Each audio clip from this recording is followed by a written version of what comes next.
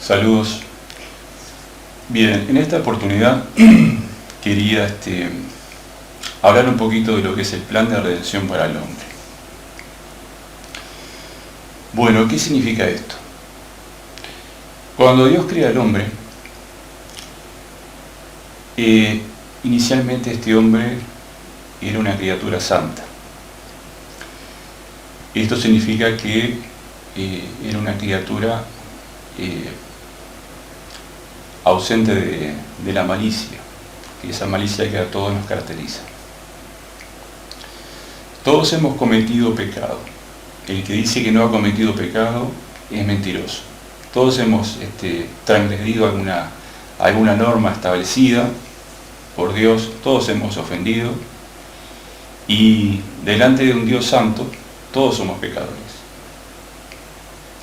Por eso el que dice yo soy justo, o quizás soy una persona buena, ¿verdad? Y no se está colocando en el lugar sano donde tiene que colocarse. Porque la Escritura nos define como pecadores, porque esa es la verdad. Ahora bien, cuando Dios crea al hombre, Dios lo crea santo. Entonces, como Dios lo crea santo, Dios, yo estoy tratando de resumir para no irme demasiado en detalles. Si Dios quiere más adelante, seré específico en cada tema para que puedan entender de repente el que no tiene conocimiento de estas cosas. Dios crea al hombre santo, pero llega un momento donde este hombre se corrompe. El pecado ingresa en esta criatura que es santa, y cuando digo hombre me refiero a hombre y mujer. No quiero estar detallando cierta tendencia que hay en el mundo que especifica. Si digo hombre me estoy refiriendo al hombre y a la mujer.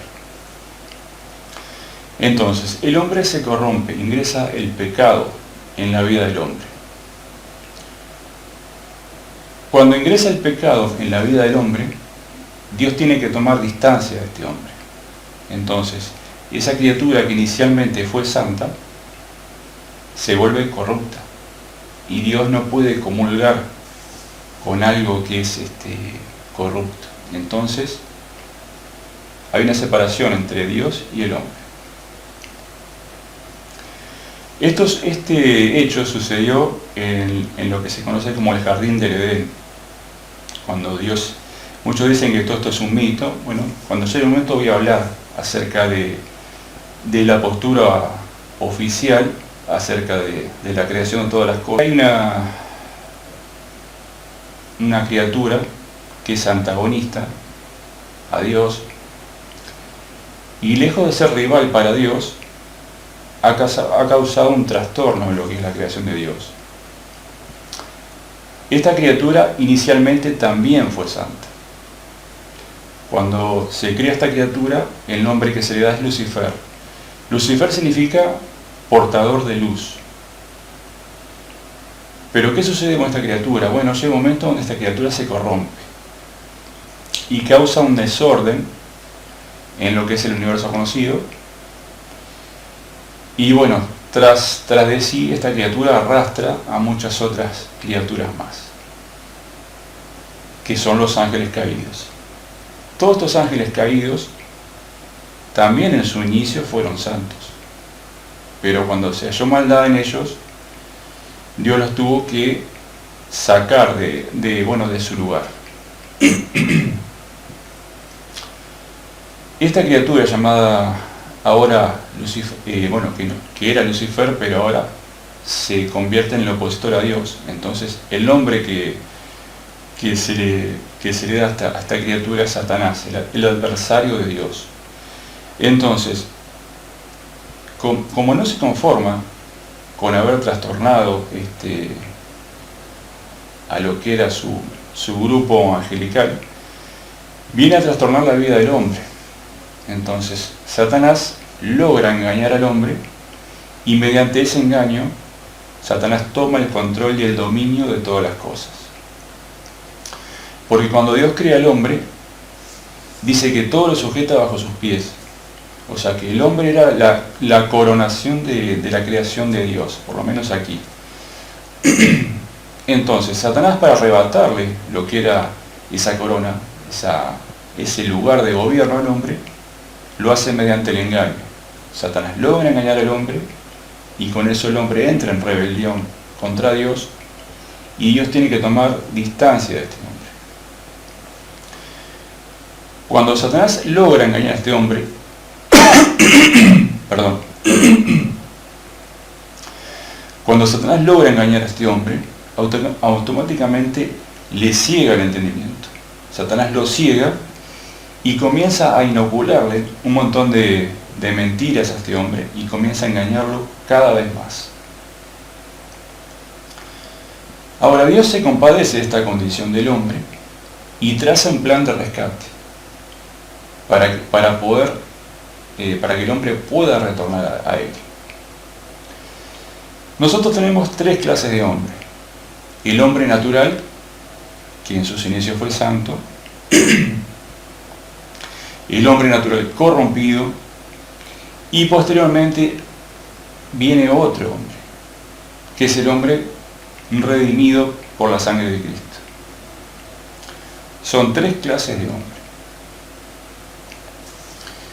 Ahora, este hombre natural, que una vez tenía la capacidad de interactuar con Dios, porque así Dios lo creó, llega un momento donde esta capacidad natural de conectarse con Dios se ve en cierta forma anulada por el engaño del pecado. Entonces, este hombre natural, que era santo, ya pasa a ser un hombre natural corrompido y ciego, porque el entendimiento se le embota, se le ciega, y es como que se le colocara una especie de velo delante de sus ojos, una especie de cortina. Entonces este hombre no puede ver la realidad como son las cosas. Por eso que a este hombre natural, cuando se le habla de las cosas de Dios, quiero hacer un paréntesis. Y voy a hacer un video específico, Dios mediante, acerca del engaño de las religiones en el mundo. ¿Qué sucede? Cuando al hombre se le habla de Dios, el hombre toma esto como algo que es extraño, que no lo entiende, como que no le entra en la mente, como que la realidad de Dios es algo que él no puede asimilar. ¿Cómo es posible que exista un Dios? Esto sucede porque el entendimiento del hombre se le embota, o sea, el hombre queda ciego. Por eso es que al hombre natural, cuando se le habla de las cosas de Dios, al hombre natural le parece como una especie, le parece como repulsivo, porque el hombre ha sido cegado, su entendimiento ha sido cegado, no está capacitado para entender lo que es el mundo espiritual. Pierde esa conexión con el Dios creador. Sin embargo, lo que el hombre no pierde es esa búsqueda de algo trascendental, de algo más allá de él, porque eso el hombre no lo pierde, eso sigue estando en el hombre. El problema es que los hombres, con ese entendimiento cegado, no saben dónde buscar, cómo buscar, qué es lo que buscar. Y por eso es que buscan muchas cosas para poder llenar ese vacío que quedó de la ausencia de la conexión de Dios. Entonces los hombres buscan satisfacer esa necesidad de diversas formas. Ahora, Dios no deja desprovisto al hombre de un camino de retorno, para que el hombre pueda retornar hacia él. Y entonces, Dios traza un plan de rescate para el hombre. El plan para poder redimir al hombre. ¿Qué significa la palabra redimir? La palabra redimir significa rescatar a un cautivo.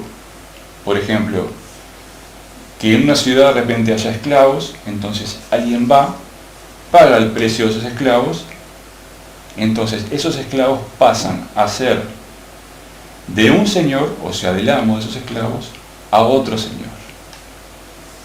Entonces, el plan de salvación para el hombre es redimirlo enviando un Salvador al mundo. Entonces, este Salvador, que es Cristo, a través del sacrificio de su cuerpo y del derramamiento de su sangre, es que Él puede pagar el rescate de los cautivos. Entonces, este hombre que fue esclavizado por Satanás, que fue cegado por el diablo, Cristo viene y con su propio cuerpo Él paga el rescate de los cautivos. Entonces la puerta de los cautivos se les abre, que es Cristo mismo, y ellos pueden atravesar esa puerta, la puerta de la libertad. Cuando esto sucede en el hombre natural, hay una nueva creación en el hombre.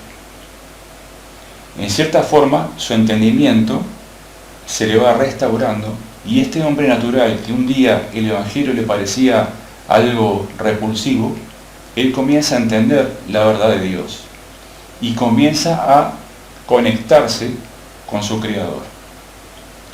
De otra forma diferente, porque recordemos que les dije que antiguamente había un hombre natural con la capacidad de interactuar con Dios. Pero este nuevo hombre que Dios crea, Dios deposita su simiente, deposita su espíritu en este hombre, y ese espíritu es el que le guía toda la verdad. Ahora bien, Cristo nos redime con su sangre.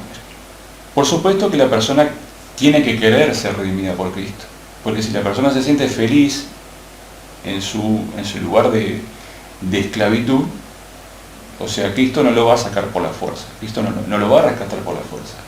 El hombre tiene que querer ser libertado por Cristo. Cuando el hombre acepta ser liberado por Cristo, el hombre comienza a entender las cosas como son. Comienza a entender el engaño del pecado, comienza a entender quién es esta criatura que mantiene engañado a todo el mundo, porque dice que Satanás ha cegado el entendimiento de todo el mundo, y de muchas formas, para que el hombre no pueda ver lo que es la verdad del Evangelio. Pero si el hombre no quiere ser liberado por Cristo, el hombre se queda ciego en su lugar de esclavitud.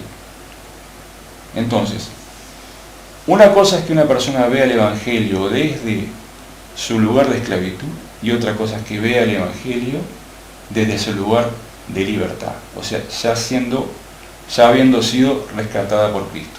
Son dos visiones diferentes del Evangelio. Cuando el hombre es rescatado, comienza a ver la verdad del Evangelio como debe ser vista. El hombre natural, que no ha sido redimido por Cristo, no tiene cómo poder entender lo que es el plan de salvación, porque su entendimiento no se lo permite. Para el hombre natural, lo que son las cosas de Dios, él las ve como si fuese una especie de religión, y en este caso la cristiana, y como un conjunto de normas, como un conjunto de leyes, como cosas que se pueden y no se pueden hacer, porque para el hombre natural el Evangelio es eso, una religión.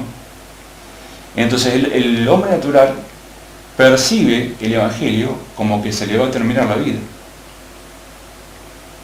¿Por qué? Bueno, porque él dice, bueno, yo antes podía hacer ciertas cosas, pero si yo me meto en esto, esas cosas ya no las voy a poder hacer. Entonces dice, no, yo eso no lo quiero, porque a mí me gusta seguir teniendo la vida que estoy teniendo. A mí me satisface esa vida. Pero ¿qué sucede?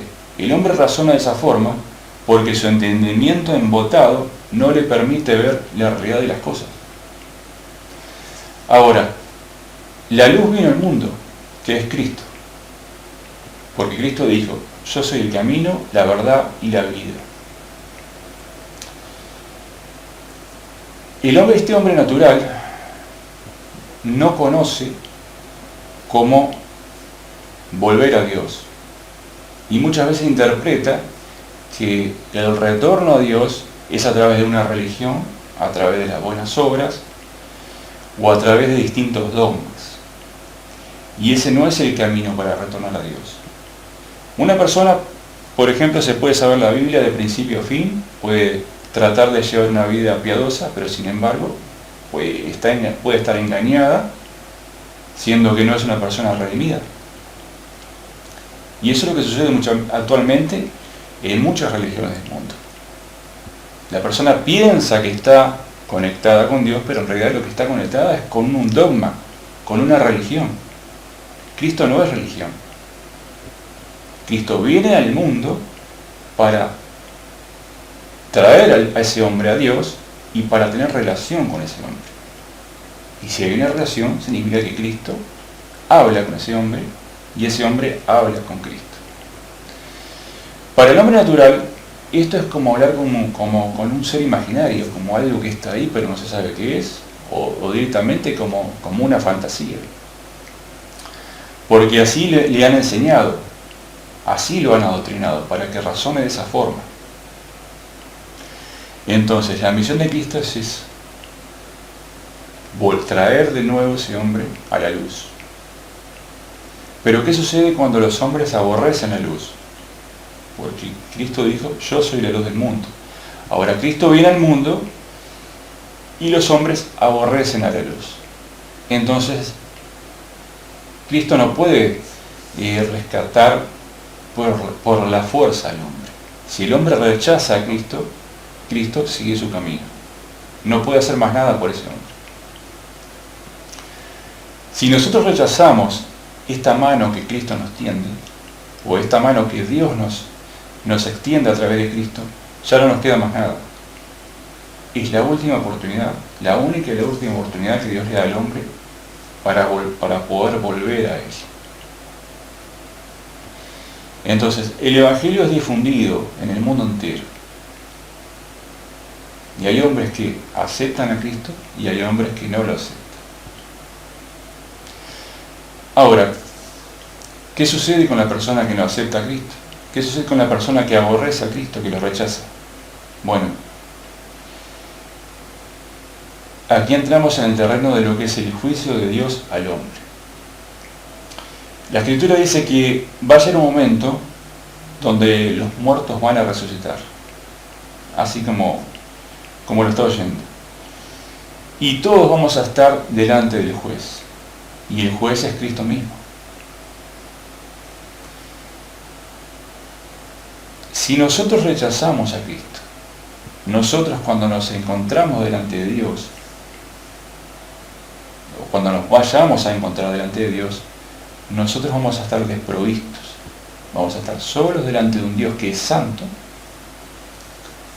y el hombre pecador no va a tener alguien que lo defienda en ese caso. Cristo es el defensor del hombre. ¿Por qué? Bueno, porque Cristo viene, paga el precio del rescate de este hombre y después Cristo le va enseñando a este hombre cómo debe conducirse. Al rechazar el hombre a Cristo, queda desprovisto de todo amparo. Entonces, está establecido para los hombres que mueran y después de esto, el juicio. Cuando estemos delante de Dios, el único defensor que podemos tener a nuestro favor es Cristo. Si nosotros estamos sin Cristo, nosotros estamos desamparados delante de un Dios justo que nos va a pedir cuentas de lo que hicimos en nuestra vida. El hombre no puede redimirse a sí mismo mediante las buenas obras. No puede, porque si el hombre pudiera pagar o pudiera retornar a Dios a través de sus buenas obras, no hubiera sido necesario que Cristo hubiera descendido de los cielos a la tierra para dar su cuerpo en sacrificio expiatorio para poder rescatar al hombre. Porque bastaría con portarse bien, llevar una vida lo más sana posible, hacer buenas obras y eso ya alcanzaría. Pero eso no sirve delante de Dios para que nosotros podamos justificarnos delante de Dios. Nosotros necesitamos un defensor, alguien que haya pagado el precio de nuestras culpas. Porque el hombre, al pecar, al elegir el pecado, el hombre queda en ese sitio de esclavitud, porque el pecado se enseñorea del hombre y lo esclaviza. Bueno, ese es el plan de redención para el hombre.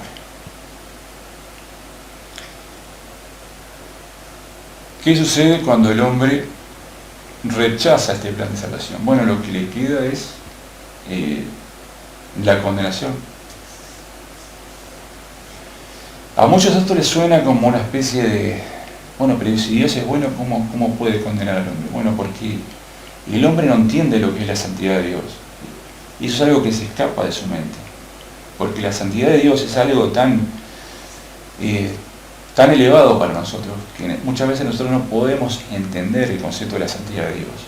Nosotros podemos emular a Cristo, y por supuesto, esto es algo que voy a hablar más adelante, cómo el Espíritu de Dios actúa en nosotros para que nosotros vayamos por el camino de la santidad.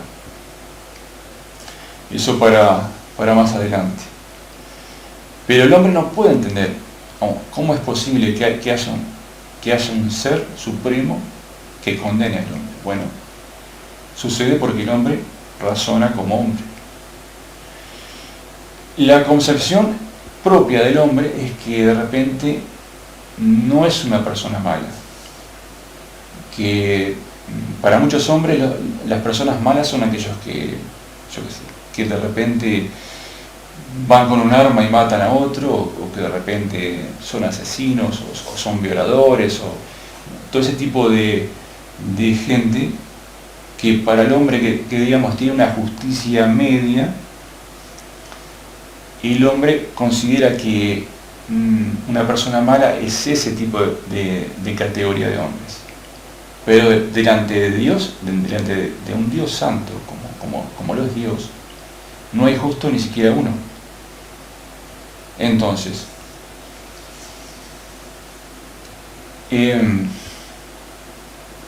no alcanza con decir que los hombres malos son ese tipo de hombres. Delante de Dios, todos nosotros somos malos, porque esa es la verdad. Porque no podemos entender lo que es el concepto de santidad. Nosotros nos miramos a nosotros mismos y comparándonos con nosotros mismos nos parece que estamos en una medida de justicia que sería aceptable delante de Dios. Y eso no es correcto. Porque el patrón que Dios utiliza para medir la maldad es muy diferente al patrón que de repente nosotros utilizamos para medir la maldad. Es un patrón totalmente diferente. Muy brevemente quiero decir de que es falso el concepto de que Cristo ha muerto por todo el mundo. O sea, sí es cierto de que el plan de redención es para todo el mundo. Pero si el hombre rechaza ese plan de redención, el hombre queda excluido de eso. Entonces, hay una mentira global que vino a través de la Iglesia Apostólica y Romana, y no es por darle de repente palo a la Iglesia Apostólica y Romana, porque muy brevemente quiero decir que de esta iglesia madre han salido muchas iglesias, muchas hijas, y cuando llegue el momento voy a definir la condición de la iglesia global. Pero esta mentira global de que, o sea, como que Dios tiene una especie de complacencia sobre la humanidad entera, es falso. Eso es falso. Como por ejemplo, sale este señor con su traje blanco y nos dice que bueno, que Dios los ama a todos. Claro que Dios ama a todos, pero no como la forma en que ellos lo dicen. Porque ellos lo dicen de una forma que el pecador, cuando escucha esto, bueno, dice, bueno, Dios nos va a perdonar a todos porque Dios es bueno, Dios va a tener misericordia de todos y nadie se va a perder. Los únicos que se van a perder es esa gente extremadamente mala, que son los ladrones, violadores, asesinos, bueno. Pero yo, que más o menos vivo una vida acorde a lo que es un patrón de justicia, digamos que Dios me va a dejar pasar. Bueno, eso no, eso es falso, eso es mentira.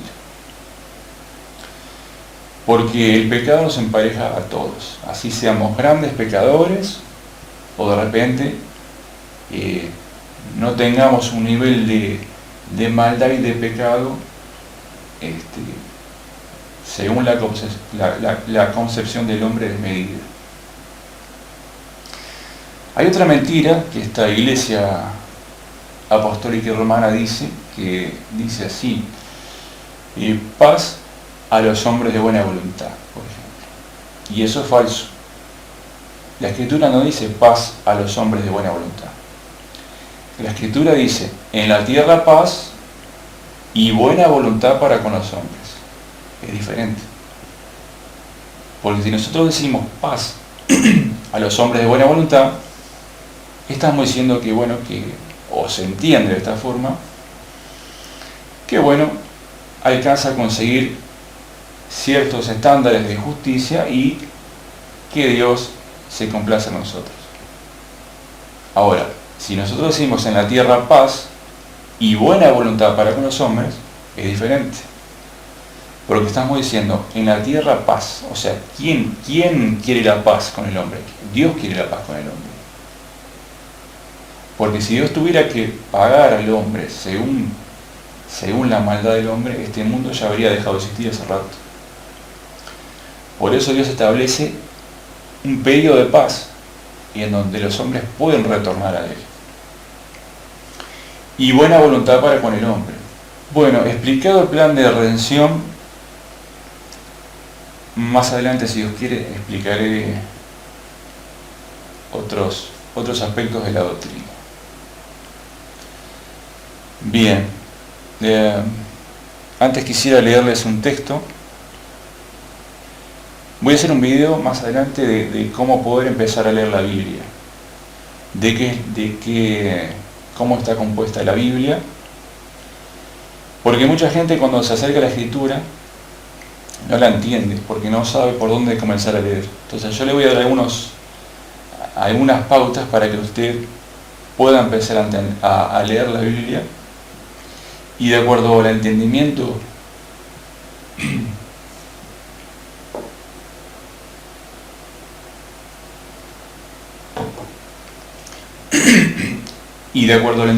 que Dios le conceda tener en su gracia, usted puede ir entendiendo lo que está escrito en la Biblia. Bueno, les quería leer un texto antes, que está en Tito, en el capítulo 2, versículo 11. Más adelante le voy a explicar acerca de qué es esto de capítulos y versículos, para que usted pueda entender y poder leer la Biblia por usted mismo, porque hay mucha gente que no conoce esto. Entonces dice: